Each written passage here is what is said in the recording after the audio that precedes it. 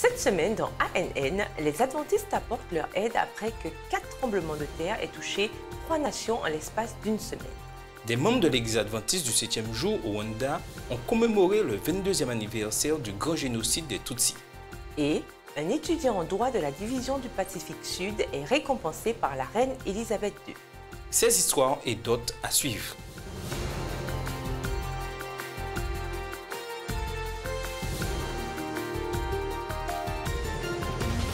Vous êtes sur ANN, une émission proposée par l'Église adventiste du 7e jour. Merci beaucoup de nous regarder cette semaine. D'abord, dans les nouvelles, des humanitaires adventistes du 7e jour et des membres d'église mobilisent des ressources pour assister les habitants de 3 pays qui ont été touchés par de gros tremblements de terre durant 4 jours.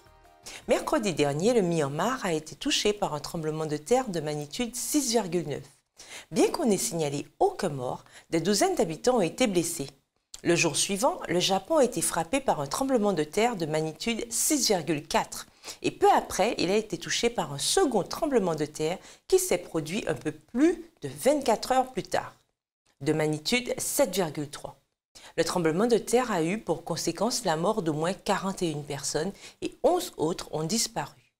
De ceux qui sont encore dans leur maison, environ 100 000 n'ont pas d'électricité et jusqu'à 400 000 d'entre eux n'ont plus d'eau courante. Et samedi soir, sur le continent sud-américain, l'Équateur a subi les pires dégâts provoqués par des tremblements de terre après avoir subi un séisme de magnitude 7,8 et 130 répliques. Par conséquent, un état d'urgence a été déclaré dans plusieurs provinces de l'Équateur.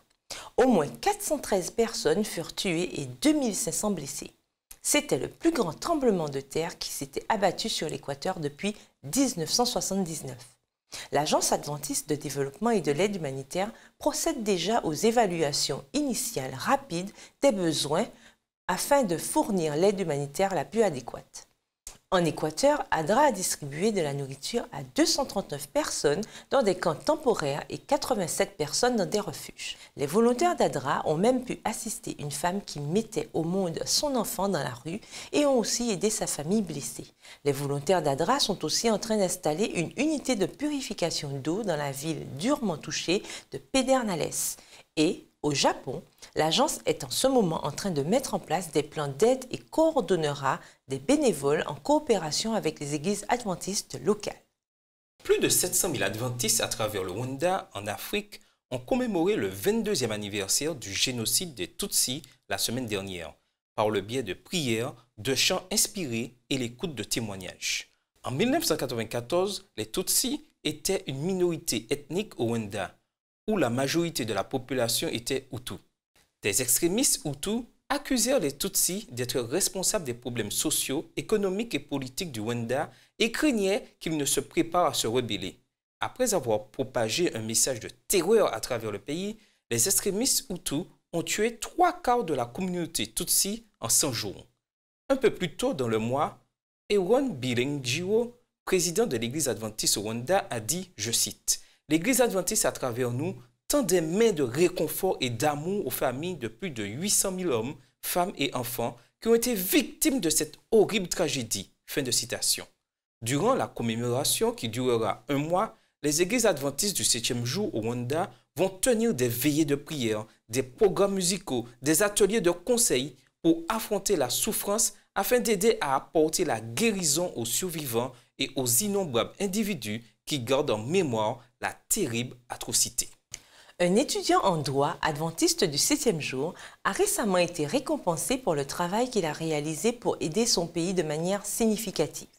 Il a été récompensé pour sa loyauté. Balkama, âgé de 28 ans, a obtenu le prix du Commonwealth Pacific Young Person de l'année 2016 et par conséquent a eu l'occasion de rencontrer la reine d'Angleterre, Elisabeth II. Kama a été récompensé pour son travail en tant que fondateur et directeur de la fondation Kama Scholars qui encourage les jeunes défavorisés en Papouasie-Nouvelle-Guinée. L'initiative à la base se passe dans le district de Gumine, dans la province de Chimbu, où la population s'élève à 42 000 personnes. La fondation fournit des bourses d'études aux enfants scolarisés dans les villages isolés et encourage l'éducation des jeunes filles. Elle organise aussi des programmes de sensibilisation sanitaire sur l'hygiène et le style de vie et aide les jeunes défavorisés à fuir la drogue, le crime et d'autres dilemmes sociaux. Ces 3 dernières années, la Fondation a donné 57 bourses d'études à des enfants habitant des villages isolés. Les récipiendaires des bourses sont sélectionnés sur la base de leurs compétences et leur engagement envers l'encadrement, l'éducation scolaire et à la discipline. Certaines bourses sont spécifiquement réservées aux filles et aux enfants en situation de handicap et sont désignées pour donner à ces deux groupes, souvent marginalisés, la chance d'être reconnus. Kama a déclaré à Adventist Records, je cite, « Nous-mêmes, moi-même et les membres de la Fondation avons fait face à des problèmes similaires en grandissant dans des régions isolées. Ces bourses ouvrent le champ des possibilités, aident les bénéficiaires et leur fait se sentir valorisés. » La semaine dernière, des dirigeants de l'Église adventiste du 7e jour dans le territoire de l'Asie du Pacifique Sud ont élu Rudy Baloyo, l'actuel président, pour un style de vie basé sur l'évangélisation, au poste de secrétaire exécutif de l'Église adventiste de la région. Il remplace Sorm Samuel, qui avait été élu président de la région le mois dernier. Baloyo a été au service de la dénomination à différents postes en tant que président de l'administration locale, directeur de département, pasteur aussi bien que vice-président et doyen de Central Philippine Adventist College, une université adventiste aux Philippines. Baloyo détient une licence de Mountain View College, comprenant l'université de Mountain View aux Philippines, un master de théologie de l'Institut international adventiste d'études supérieures aux Philippines, ou IIAES, et un doctorat en théologie obtenu aussi à l'IIAES. Plus de 100 jeunes de différentes professions de foi en Italie ont réfléchi sur le principe de l'hospitalité durant un programme organisé par l'Église adventiste du 7e jour. Le programme du Festival de la Bible a attiré 140 adolescents adventistes, musulmans et catholiques dans la ville de Cesena, où ils ont eu la chance de participer à de nombreux programmes incluant des ateliers, des programmes musicaux et des tables rondes. Le festival, qui était coordonné par l'Église adventiste de Cesena, avait pour thème culture et hospitalité. Des guides spirituels locaux incluant un pasteur adventiste, des dirigeants catholiques et des imams musulmans ont encouragé les jeunes présents à maintenir le dialogue et à avoir du respect pour les gens de confessions religieuses différentes. Le Festival de la Bible a été organisé par la communauté des adventistes de Cesena en collaboration avec les services sociaux de l'Église adventiste en Italie, l'Institut adventiste de la culture biblique à Florence et le musée interreligieux de Bertinoro. La semaine dernière, le comité de la compagnie d'assurance de l'Église adventiste a désigné son nouveau président en la personne de Tim Northrop. Northrop sera le nouveau président et directeur général de Adventist Risk Management Incorporated, comprenait compagnie adventiste de la gestion des risques, et la compagnie qui lui est affiliée, Gencon Insurance, comprenait Assurance Gencon. Il remplacera Bob Kite qui quittera son poste le 31 mai. Northrop a une connaissance étendue dans le domaine de l'assurance après avoir occupé plusieurs postes au sein de l'ARM. Son poste le plus récent fut celui de premier vice-président qui l'a aussi conduit à gérer les 2 bureaux internationaux de l'ARM au Brésil et au Royaume-Uni. De plus, Northrop a fourni des couvertures d'assurance pour accompagner le nombre grandissant d'expos santé d'envergure tenus par des organisations de l'Église adventiste du 7e jour en Amérique du Nord et a travaillé avec des dirigeants adventistes de la division interaméricaine pour fournir des financements de risques abordables et complets. Il fut aussi un élément clé lors du lancement de la protection dans le domaine informatique de l'Église adventiste. Northrop a déclaré, je cite, « La mission de l'ARM est de protéger les départements de l'Église adventiste et je vois cela dans mon ministère aussi. Alors que l'Église adventiste grandit, nous devons être plus réactifs dans la gestion de risques. Cela inclut le financement de la prévention et des risques pour s'assurer que les besoins du département sont couverts. » Bob Kite a exprimé sa confiance en Northrop pour diriger la compagnie. Kite a déclaré, je cite, « Tim a plusieurs fois fait ses preuves dans son travail à l'ARM. J'ai vu son éthique professionnelle et son engagement dans son ministère. » Un institut de hautes études en Corée du Sud a récemment reçu son nouveau président. Kim Sung fut choisi pour être le 14e président de l'université de Samyuk. Il aimerait se concentrer sur le développement d'un terme qu'il a intitulé « des étudiants globaux » ou des étudiants mondiaux et locaux qui auront une mission, une vision et de la passion. Kim espère aussi mener l'université pour qu'elle soit reconnue et se retrouve dans le palmarès des meilleures universités de Séoul en 2020. Il aimerait aussi que Samyuk devienne une université connue pour la formation complète qu'elle offre. Kim a déclaré, je cite, « En traversant la forte tension de l'évaluation de la réforme structurelle de l'éducation à l'université, nous appliquerons de façon créative la philosophie de l'éducation adventiste en accord adapté à aujourd'hui. Que le Seigneur bénisse nos efforts pour que cette école se développe plus et devienne célèbre. » Vendredi dernier, une petite ville du sud-ouest de l'Uruguay a été frappée par une tornade sévère qui a tué 4 personnes et blessé plus de 200 autres.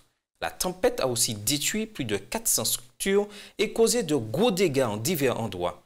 Pour faire face à ces dégâts, le gouvernement de l'Uruguay a déclaré un état d'urgence. Des ouvriers de l'Agence adventiste du développement et de l'aide humanitaire du pays ont déjà procédé à des évaluations préliminaires afin d'identifier les régions qui ont le plus besoin d'aide de toute urgence. Les ouvriers d'ADRA et les volontaires travaillent en ce moment sur la logistique afin de fournir de l'aide humanitaire de la meilleure façon possible. À suivre, les adventistes de la capitale de la Colombie tiennent un forum pour soutenir les efforts de paix dans le pays. Dans un instant, vous saurez comment un acteur d'Hollywood a logé 3 adventistes humanitaires aux Fidji. Souffrez-vous de la maladie de la position assise? Je ne sais pas. Êtes-vous assise toute la journée? Oui. Êtes-vous vu par vos amis comme quelqu'un qui est dépendant de la position assise? Oui. Restez-vous assise toute la journée au travail et encore plus à la maison? Tout à fait. Des données de la National Health and Nutrition Examination montrent que plus de la moitié des gens restent assis au moins 6 heures par jour. Ceci a été lié au syndrome de Donnai-Barrow, au diabète de type 2, aux maladies liées à la scoliose, à des maladies vasculaires et un tas d'autres problèmes. Si vous êtes resté assis plus d'1 heure, vous êtes assis depuis trop longtemps. Il nous faut nous lever. En divisant le temps que vous passez assis par 2, vous pouvez ajouter 2 ans à votre espérance de vie. Trouvez des moyens de rester debout plus longtemps dans la journée. Par exemple, en marchant avec votre téléphone, en faisant votre réunion en marchant, en mettant une alarme qui vous rappellera de vous lever à chaque heure. Levez-vous et commencez à vivre plus longtemps aujourd'hui.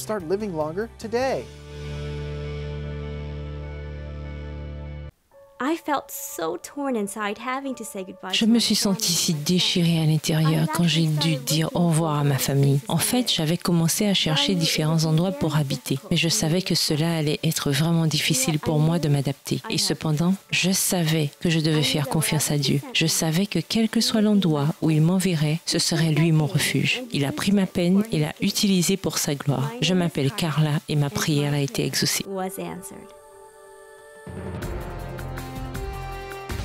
Nous voilà de retour. Et maintenant, nous avons plus de nouvelles de notre communauté mondiale. Tandis que le gouvernement colombien et les groupes rebelles avancent vers la fin de longs conflits qui s'éternisent dans le pays, les adventistes du 7e jour cherchent des moyens pour soutenir les efforts de paix et reconstruire une société endommagée par presque 5 décennies de violence. Le mois dernier, l'Église adventiste du 7e jour du sud de la Colombie a tenu un forum à Bogota, qui a rassemblé des dirigeants religieux, des organisations non gouvernementales et des institutions académiques. Le forum a donné aux participants l'opportunité de discuter de stratégies pour soutenir la réconciliation et la reconstruction d'après-conflit. Le programme de 2 jours a été organisé par l'Agence adventiste de développement et de l'aide humanitaire en Colombie et il était aussi soutenu par l'Association de la liberté religieuse internationale et l'Église adventiste du 7e jour. Gabriel Villarreal, le directeur local d'ADRA en Colombie, a confié, je cite, « L'objectif principal de ce forum était de développer une plus profonde compréhension des éléments de base de la phase d'après-conflit en Colombie et le processus de construction de la paix. » Fin de citation. D'après Villarreal, l'initiative fut inspirée par des pourparlers constants entre le gouvernement colombien et le plus grand groupe rebelle du pays, les Forces armées révolutionnaires de Colombie, ou FARC. Le mois dernier, les 2 parties ont adopté un cadre pour des échanges visant à mettre fin au conflit. Ganoub Diop, le directeur des affaires publiques et de la liberté religieuse de l'Église adventiste mondiale, qui a aussi été le secrétaire général de l'IRLA, était un des présentateurs du forum. Il a évoqué les leçons tirées des suites des 2 guerres mondiales pour parler des façons dont les membres de la communauté des ONG de la Colombie peuvent travailler ensemble pour la paix. Il a aussi mis l'accent sur la nécessité pour différents groupes de la société avec différentes croyances fondamentales de trouver des valeurs communes et des objectifs partagés pour avancer sereinement.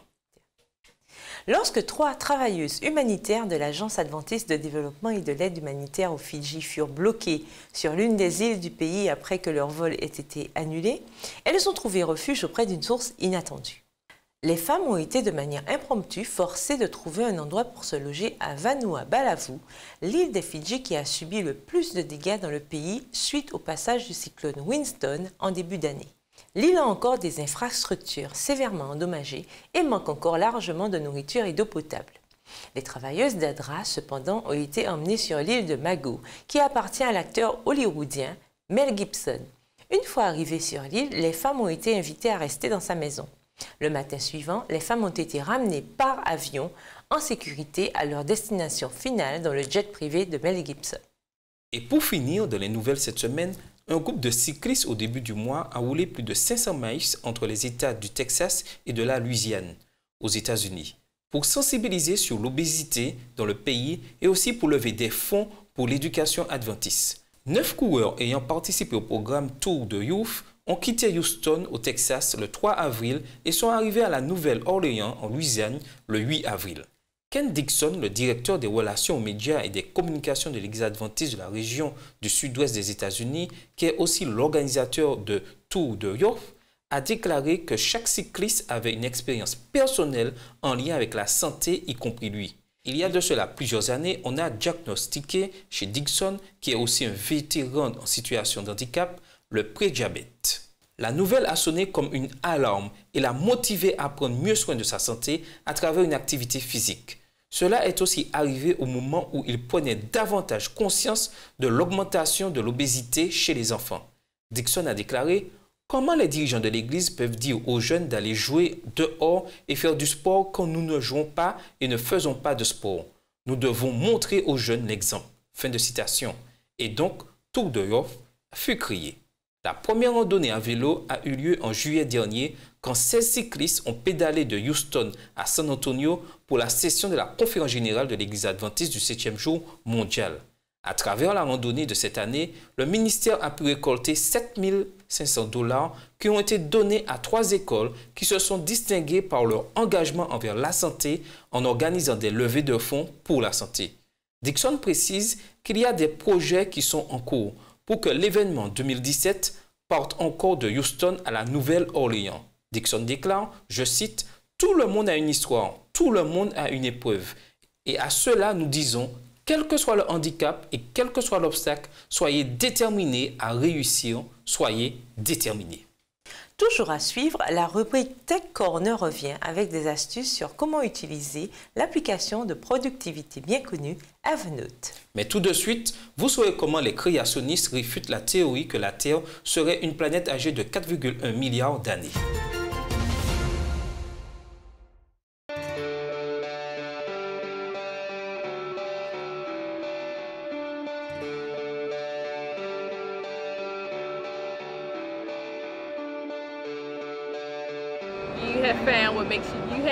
Quand vous trouvez ce qui vous rend heureux, alors tout se met en place. C'est important pour tous. Le cerveau, c'est l'infini et beaucoup plus. Il n'y a pas de raison de s'arrêter. Il y a toujours une raison pour commencer.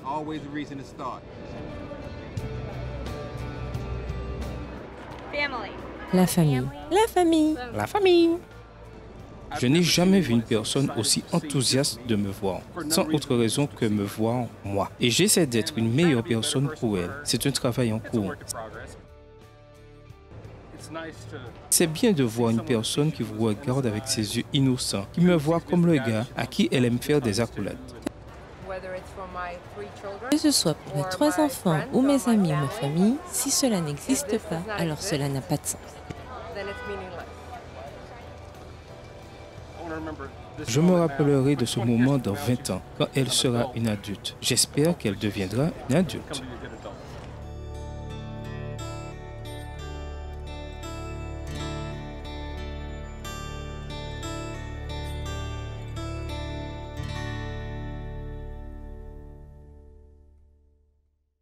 Меня зовут Азанетта, и я говорю по-русски. Je suis Azinata et je parle le russe. Il y a tant de superbes vidéos, mais très peu sont traduites. Rejoignez l'équipe de traduction et de sous-titrage de Amhara aujourd'hui. Il est facile d'apprendre Amhara et c'est amusant. Vous pouvez faire du bénévolat sur votre temps libre. Rejoignez cette communauté aujourd'hui et fournissez du contenu dans votre langue.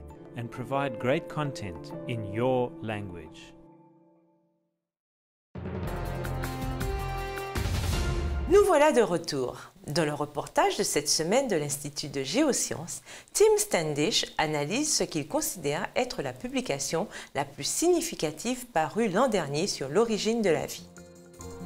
Pushing life beyond 4 billion years into the past sounds like an idea so extraordinary that no one would believe it. Retracer la vie à plus de 4 milliards d'années sonne comme une idée si extraordinaire que personne ne le croirait. Mais voici les trouvailles d'un article publié en 2015 par Elizabeth Bell et 3 collègues lors des recherches de l'Académie nationale des sciences. À cause des implications extraordinaires de cet article, je pense que c'est l'article le plus important lié aux origines de 2015. Dr Bell et ses collègues ont fait d'excellentes recherches à l'occasion desquelles ils ont cherché du carbone à l'origine des êtres vivants dans de vieux cristaux de zircone. Ce que montre leur recherche, c'est que dans les plus vieux rocs que nous pensons avoir, il y a une preuve de vie. La Bible nous apprend que la vie sur Terre date de milliers d'années et pas plus de 4 milliards d'années. L'importance de cet article réside dans le fait qu'il démontre que malgré toutes les suppositions quant au temps et à l'âge de la Terre, il y a très peu, voire pas du tout de temps pour que la vie ait évolué à partir de réactions chimiques, même si cette idée était raisonnable. En tant que croyants de la Bible, nous croyons à la vérité bien plus raisonnable que la vie est apparue en un instant quand Dieu l'a créée. Cherchez-vous un programme efficace qui peut vous aider à garder la trace de vos projets et vos notes? Evernote peut être le produit que vous cherchez jusqu'à présent. La rubrique Tech Corner de cette semaine nous en dit plus. Aujourd'hui, je vais partager avec vous un outil que je trouve très pratique pour prendre des notes et organiser les choses. Evernote est utile pour suivre ces différentes informations qui semblent pouvoir facilement disparaître. Par exemple, si vous surfez sur Internet et voulez vous rappeler de quelque chose que vous pourriez vouloir utiliser plus tard comme illustration dans une présentation, placez-le simplement dans Evernote et classez-le dans un dossier que vous avez réservé aux illustrations. Evernote peut simplifier le formatage pour que ce soit facile à lire plus tard. Vous pouvez aussi l'attacher à des mots-clés afin de le retrouver plus facilement. Un autre aspect qui rend Evernote pratique, c'est la possibilité de pouvoir envoyer un email à l'intérieur de l'application. Par exemple, parfois vous écrivez un courriel que vous voulez grouper avec tous les autres éléments d'un projet que vous organisez. Envoyez simplement le mail à Evernote et mettez-le dans le dossier du projet. Evernote a des fonctionnalités géniales pour les appareils mobiles, Apple et Android. Donc vous pouvez continuer à travailler sur vos projets ou les sauvegarder pendant un temps dans votre dossier et vous en aller. Certaines personnes l'utilisent pour stocker des recettes parce que c'est facile de les taper sur un ordinateur et s'y référer dans la cuisine sur un iPad. Il en est de même pour les gens qui travaillent sur un ordinateur et prennent juste leur iPad pour aller en réunion. Envoyez vos projets à Evernote et vous pourrez facilement les travailler sur votre ordinateur et l'iPad. Si cela vous semble intéressant, inscrivez-vous et téléchargez Evernote gratuitement. Vous pouvez trouver que la version gratuite est suffisante ou vous pouvez devenir dépendant et vous abonner à une version premium pour $5 par mois, gagner plus de capacité et de spécificité. Vous trouverez plus d'informations sur evernote.com. Comme vous l'avez entendu dans nos reportages aujourd'hui, l'Agence adventiste de développement et de l'aide humanitaire a parcouru le monde pour aider les membres les plus vulnérables de la société. Mais saviez-vous qu'il y a un moyen de suivre les projets d'ADRA à travers les réseaux sociaux? Angela Taipei nous en dit plus.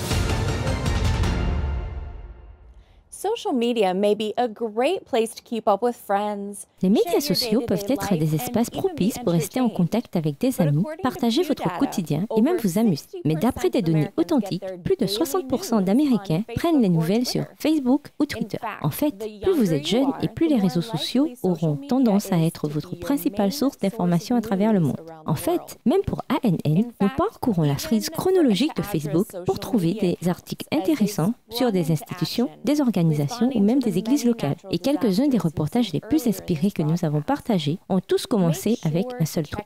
Cette semaine, nous sommes restés branchés aux comptes de réseaux sociaux d'ADRA alors que l'agence était en pleine action, aidant dans différentes situations de catastrophes naturelles que vous avez vues un peu plus tôt dans cette émission. Assurez-vous de les suivre pour vous-même. Vous pouvez trouver ADRA International sur Facebook, Twitter et Instagram. Mais aussi, plusieurs agences régionales et nationales ont des comptes. Le compte Twitter de l'Église adventiste a une liste des comptes Twitter d'ADRA. Alors, si vous êtes intéressé par ce que fait ADRA dans une quelconque partie du monde, un bon endroit pour commencer pourrait être les médias sociaux. Et pour finir le programme d'aujourd'hui, écoutons Benjamin Becker nous parler de l'histoire de l'adventisme. Welcome to This Week in Adventist History. This week in 1958. Bienvenue dans cette semaine dans l'histoire de l'adventisme. Cette semaine, en 1958, le magazine Youth Instructor a publié un article de 4 pages et demie intitulé « Elle a entendu un ange parler », qui racontait l'histoire de Rosie Lemem, la première adventiste du 7e jour de l'île Maurice. Je vous raconte son histoire maintenant. Rosina Lemem est née le 10 juillet 1876, la cinquième de 5 filles dans la ville de Roseville sur l'île Maurice. On connaissait Rosie pour sa compassion, apportant de la nourriture aux affamés et donnant ses vêtements aux pauvres. Cependant, sa jeune vie fut jalonnée de tragédies quand sa mère est décédée alors qu'elle avait 9 ans. Très jeune, Rosie a montré sa passion pour Dieu. Elle était active dans une église chrétienne locale, étudiait la Bible, particulièrement fascinée par les prophéties de Daniel et d'Apocalypse et avait une vie de prière active. Un jour, à l'âge de 24 ans, elle priait seule dans sa chambre, quand une lumière éblouissante l'éclaira et elle entendit une voix. « Rosie, tu dois aller en Europe et Dieu te montrera ce qu'il a prévu pour toi. » Pour raccourcir l'histoire, en juillet 1910, Rosie prit le bateau au départ de Port-Louis à l'île Maurice vers Londres en Angleterre. Prise par le tourisme à Londres et à Paris, Rosie s'est finalement dirigée sous la houlette de Dieu à Lausanne, en Suisse, où elle est tombée sur une publicité pour des conférences qui expliquaient les prophéties bibliques. Elle s'y est rendue et fut accrochée. Elle est venue soir après soir et fut baptisée quelque temps plus tard. Après 2 ans en Europe, elle est retournée à l'île Maurice, cette fois en tant qu'adventiste du 7e jour avec un nouveau but dans la vie. Rosie a démontré sa grande faculté à gagner des âmes, emmenant plusieurs de ses sœurs à Christ. Avec son propre argent, elle a embauché un jeune adventiste qui était récemment arrivé de l'île d'Australie pour faire du travail missionnaire avec elle. En quelques mois, Rosie avait 24 personnes prêtes pour le baptême et demandait à ses amis adventistes en Suisse d'envoyer un pasteur. Pour aider, la famille Boudoir est arrivée sur l'île Maurice en mai 1914 et des semaines plus tard, Paul Boudoir a baptisé les convertis de Rosie dans une rivière qui passait près de Rosehill. Grâce au travail de Rosie et ses sœurs qui ont utilisé l'héritage de leur père, il est mort quand Rosie était en Europe.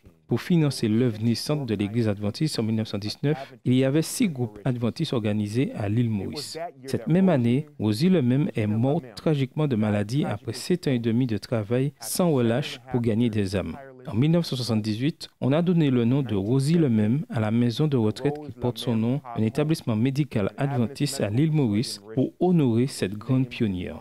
Et c'était cette semaine dans l'histoire de l'adventisme. Merci de regarder ANN. Nous vous donnons rendez-vous la semaine prochaine pour plus d'informations sur le plateau d'Espérance TV Interamérique. En attendant, rejoignez notre groupe de discussion sur Facebook, Twitter et Instagram. Vous pouvez vous connecter avec des adventistes du monde entier à travers plus d'histoires, de photos et de vidéos. Visitez Facebook/Adventist, News Twitter @AdventistChurch et Instagram @AdventistChurch. Notre bonne nouvelle de cette semaine vient du livre de Deutéronome au chapitre 7 et au verset 9. Le passage déclare « Sache donc que c'est l'Éternel ton Dieu qui est Dieu. Ce Dieu fidèle garde son alliance et sa miséricorde jusqu'à la 1000e génération envers ceux qui l'aiment et qui observent ses commandements. » C'était notre programme de la semaine et rappelez-vous, vous pouvez toujours aller sur le site news.adventist.org pour plus d'informations et de vidéos. En attendant notre prochaine édition, que Dieu vous bénisse. À bientôt!